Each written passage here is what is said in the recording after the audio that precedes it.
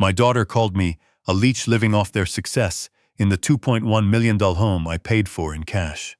I just nodded slowly and told her I was feeling tired. 3 weeks later, she received a certified letter at her office. It was a notice of property sale, effective immediately. I need to back up, because none of this makes sense without understanding who I was before I became the quiet old man shuffling around in worn slippers in the back bedroom of a house I owned outright. My name is Roland. I'm 67 years old. For 38 years, I ran a commercial refrigeration and cold storage company out of Columbus, Ohio. Not glamorous work, I know. Not the kind of thing that gets written up in Forbes or turns you into a dinner party celebrity. But cold storage is the invisible backbone of American food distribution, and I built my company from a single leased truck and a handshake agreement with a regional grocery chain into a fleet of 42 vehicles servicing 12 states.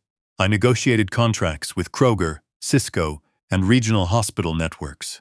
I managed union disputes that would have made a lesser man fold completely.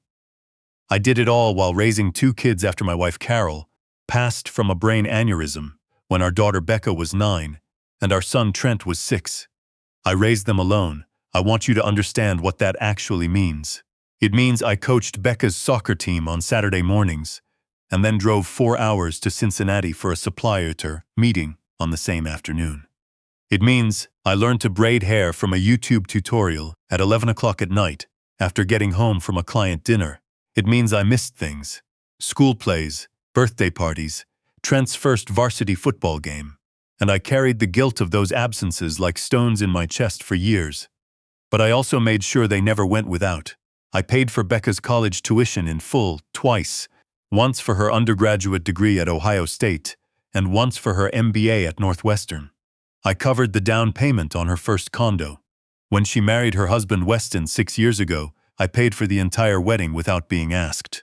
When she called me 2 years later, saying they wanted to buy a house in Scottsdale, a real house, she said, with room for the family they were planning, I flew out to Arizona and I bought that house for $2,100,000.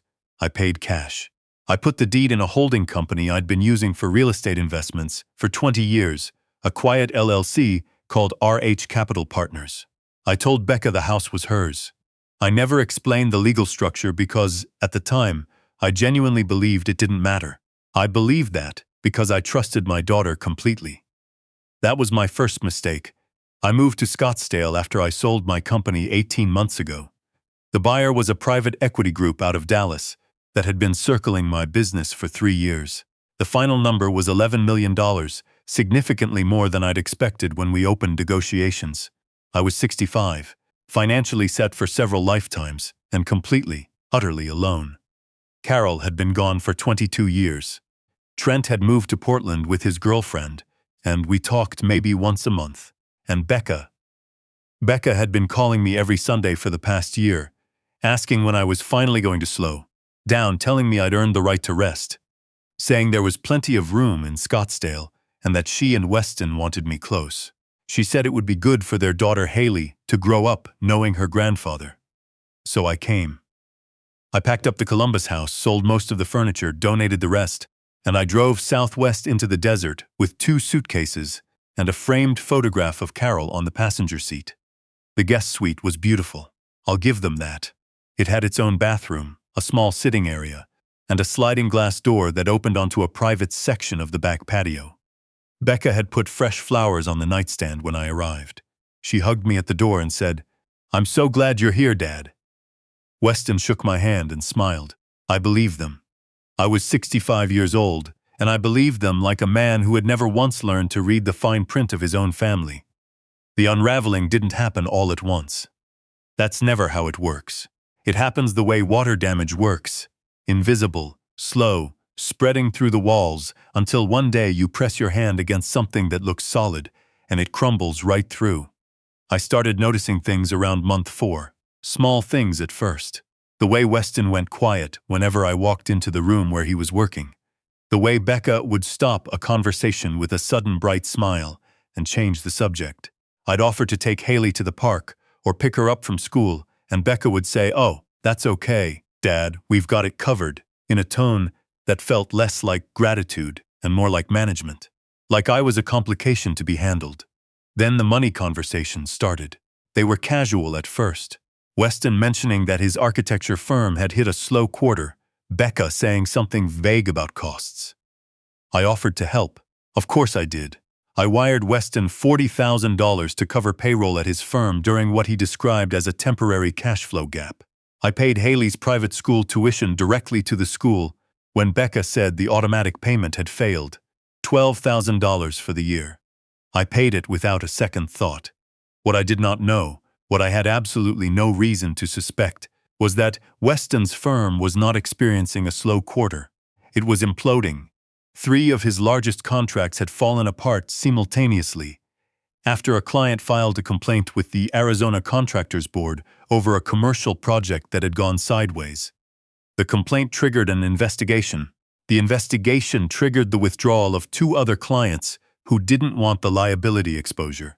Weston's firm, which had looked like a thriving mid-sized architecture practice from the outside, was operating on fumes and fear. I didn't know any of this. Nobody told me. I was a quiet old man in the guest suite, shuffling to the kitchen in my slippers, drinking my decaf and reading my history books, and asking occasional gentle questions about how things were going. It was a Tuesday night in late October when I heard the truth for the first time. I'd gotten up around 1 in the morning because of the dry desert air. I still haven't fully adjusted to Arizona after a lifetime in Ohio humidity. And I was walking through the hallway toward the kitchen when I heard Becca's voice carrying clearly from the direction of the home office. The door was half open. I stopped. She was not on the phone. She was talking to Weston. And her voice had that tight, accelerated quality that only comes out when someone is past pretending to be calm. She said the notice had arrived from the Contractors Board and that the formal hearing date was set for January. She said their savings were gone, all of it. She said Weston's personal credit cards were maxed. She said the only reason they hadn't lost the mortgage on the Phoenix rental property was because of the money I'd wired in September. Then Weston said something that stopped the air in my lungs. He said, "We need to get into Roland's accounts before January. If the hearing goes against us, we're looking at a civil judgment. If there's a judgment, they'll come after everything. But if Roland's assets are under our management before that happens, they're protected." He said, protected the way people say a word that means something entirely different from its dictionary definition. Becca was quiet for a long moment. Then she said, "He'd never agree to it voluntarily. You know how he is." Weston said, "He doesn't have to agree to it, he just has to sign." I stood in the dark hallway with my hand on the wall, the cool plaster steady under my palm, and I breathed very slowly and very carefully. I was not angry yet. Anger is a reaction. What I felt in that moment was something colder and more precise. It was the same sensation I used to get when I was in the middle of a contract negotiation, and I suddenly understood that the other party had been lying to me from the start of the meeting. I went back to my room. I did not get a glass of water. I sat on the edge of the bed and looked at the photograph of Carol on the nightstand. I didn't say anything out loud. I just looked at her face for a long time. The next morning I played the part they needed me to play. I came to breakfast slow, a little confused looking, asked Becca twice what day it was. Weston was particularly attentive, refilling my coffee without being asked, asking about my sleep. I told him I hadn't been sleeping well, that my memory felt foggy, that I was a little worried about myself. I watched the flicker of something cross his face before he smoothed it back into concern. That afternoon, while Becca had taken Haley to gymnastics and Weston was in his office on a call, I got in my car and drove to the nearest branch of my bank. My financial advisor for the past 20 years is a woman named June. She's in Columbus, but we do everything remotely, and she picks up the phone on the second ring regardless of the time. I called her from the bank parking lot before I went inside. I told her what I'd heard. She went very quiet, then said, "Roland, listen to me. Are any of your accounts accessible to them in any form right now?" I walked through it with her. The main trust, the investment portfolios. No, they couldn't touch those. But there was a joint account I'd set up when I moved to Scottsdale, a household expenses account I'd funded with $200,000 so that Becca could manage shared costs without having to ask me every time. I'd put both our names on it as a gesture of trust. June said, Get to the bank. Today. I walked through those glass doors and sat down with the branch manager, a steady, no-nonsense man named Craig who had the handshake of someone who had managed other people's serious problems before. I explained the situation concisely. I removed Becca's access from the household account. I changed the address on all my financial statements to a P.O. box. I requested that any future inquiries from third parties regarding my accounts require a callback to my personal cell phone first. Craig processed everything without a single unnecessary word. When we were done, he looked at me and said, "Is there anything else I can do for you today, sir?"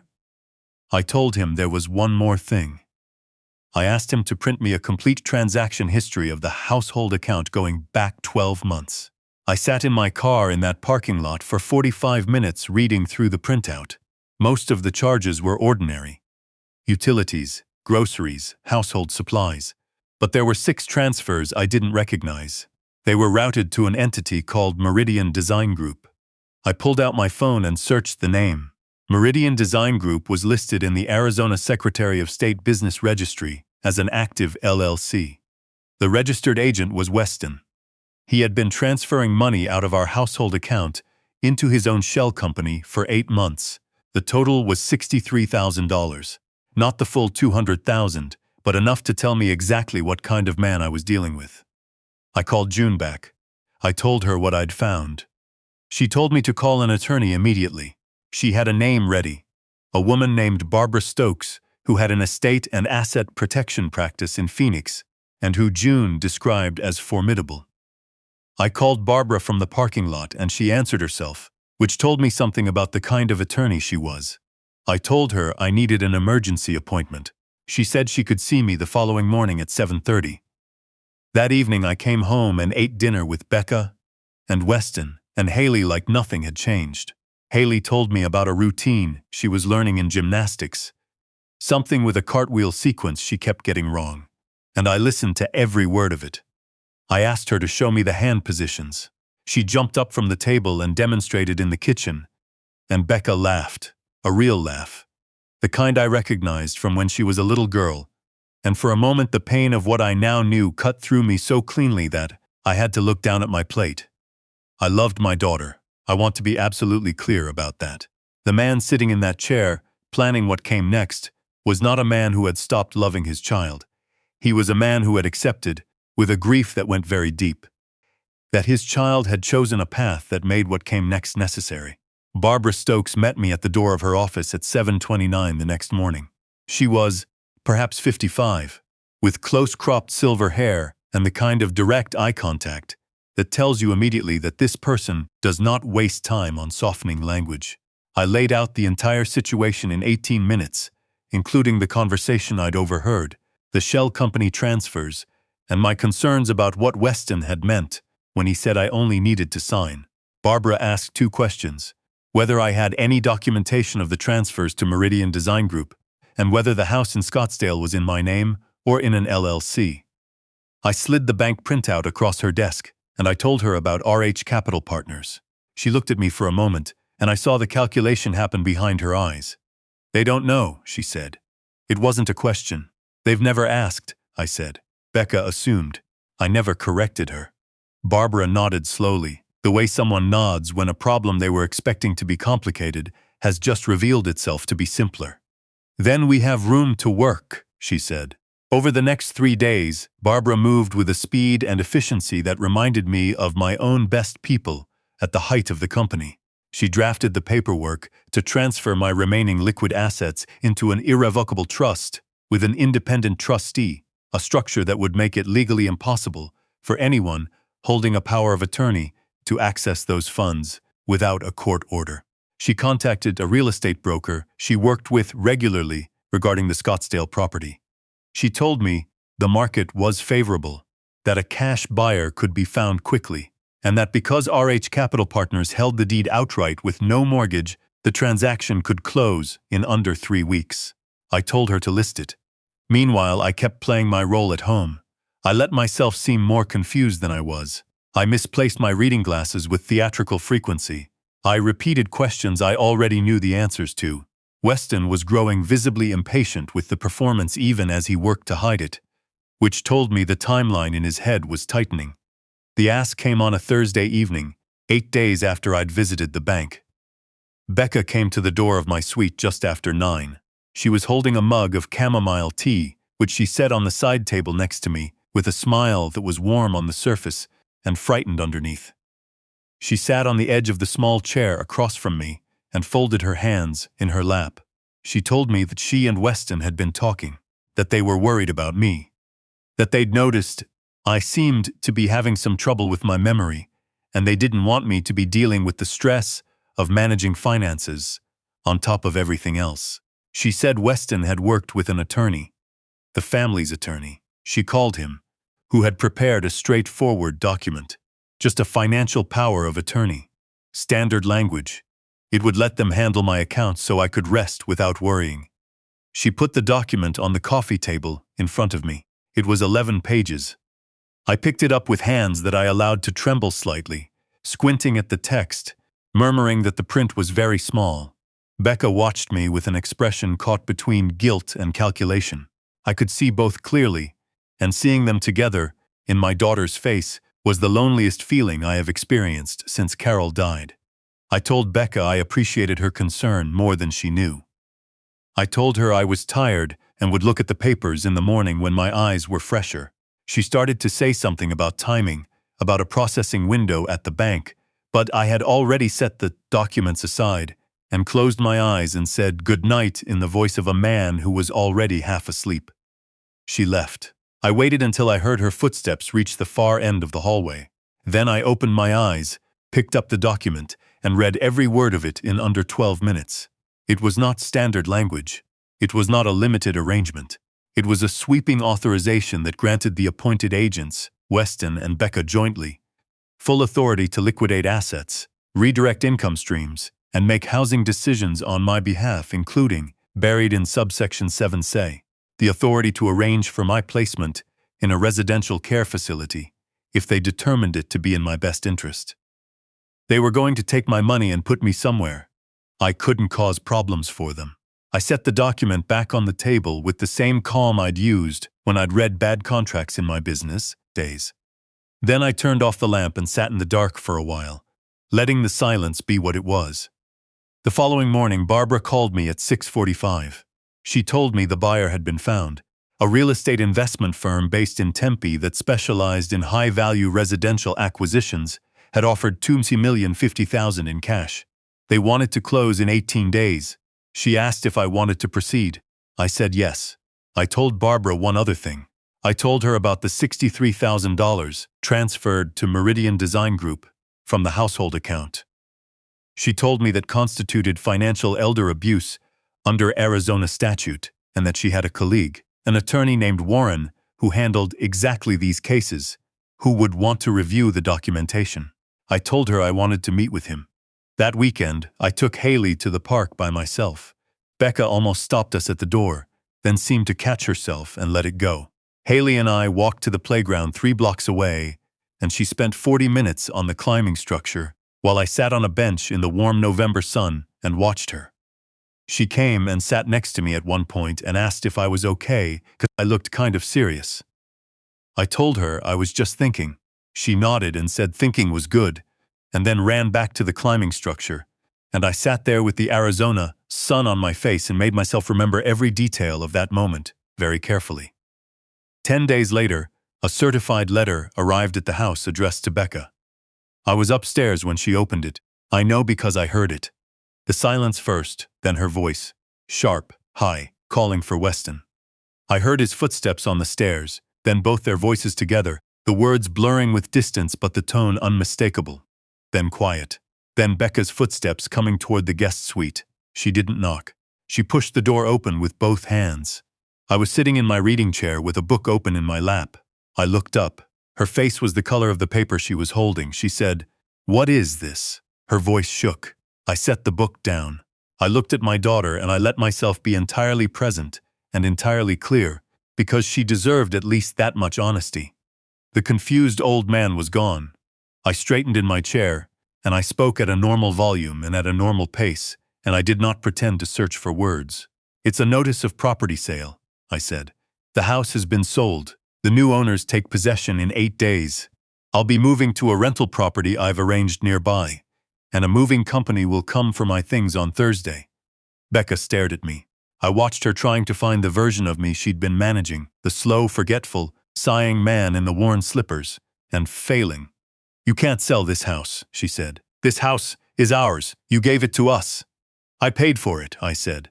"There's a difference. The property has been held in RH Capital Partners since the day of purchase. Your name has never appeared on the deed. Weston's name has never appeared on the deed.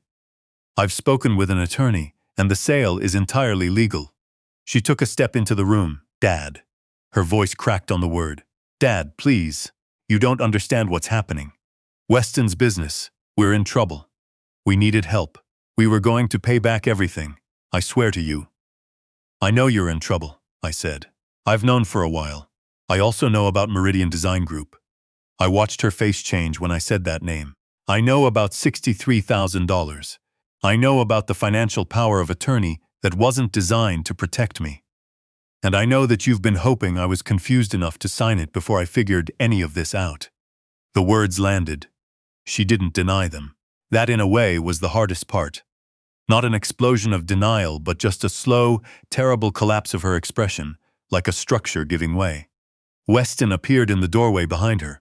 He looked at me and then at Becca, and then back at me, and I watched him do the math of the situation and come short on every variable. "You need to call your attorney," I said to him.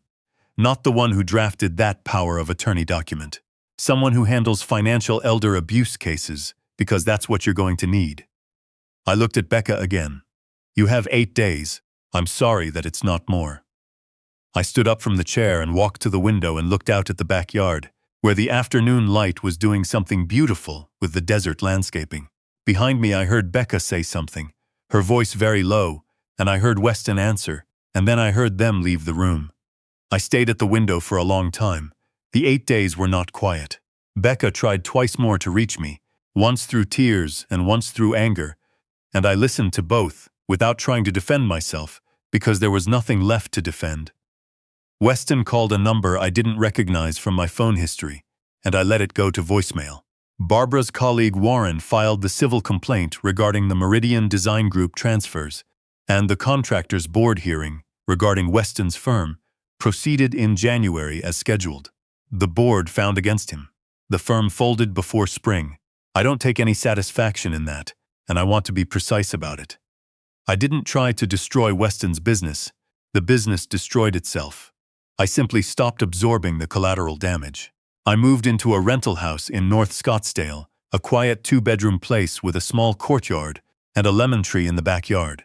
I had the second bedroom set up as a room for Haley for the nights she would stay with me. Because whatever else had happened, I was not going to let the wreckage of my daughter's choices take my granddaughter from me if I could help it. I bought her a bookshelf and let her pick out the books to go on it herself. Becca and I didn't speak for 4 months. Then one Sunday morning in March, she called, and I answered, and she said she wanted to talk, not to ask for anything, just to talk. So we talked. It was difficult and it was honest, and it was the first real conversation we'd had in longer than I wanted to admit. I didn't offer to fix anything for her. That was done. But I didn't hang up either. There are things I wish I had done differently over the years. I wish I had let my children struggle more. Not cruelly. Never cruelly. But I had confused protecting them with carrying them. And the weight of that carried thing had quietly warped their understanding of what they were owed and what they had earned. Carol used to say that the hardest part of loving people was watching them learn the lessons you couldn't teach them yourself. I'd thought I understood what she meant. I understand it better now. I'm sitting in the courtyard of my rental house as I write this. The lemon tree is doing something I didn't expect. It's blooming, small white flowers, and the smell of them in the warm Arizona air is extraordinary. Haley is inside, in her room with the bookshelf she chose herself, reading a chapter book about a girl who discovers she can talk to birds. She read me the first chapter last night after dinner. Her voice doing all the different characters. I sat on the edge of her bed and listened and thought about how strange it was that this small particular happiness, my granddaughter's voice in the lamplight, the orange tree outside the window, the quiet house, was something I nearly lost because I was afraid of being alone. I'm not afraid of that anymore. Alone and lonely are not the same thing. I learned that at 67, which is late, but not too late. There is a framed photograph of Carol on the windowsill in my bedroom. Some mornings I look at it and tell her she was right. She always had a way of being right without needing to say so. I think she'd approve of the lemon tree. I think she'd say something dry and affectionate about how it took me long enough to find it. She would not be wrong.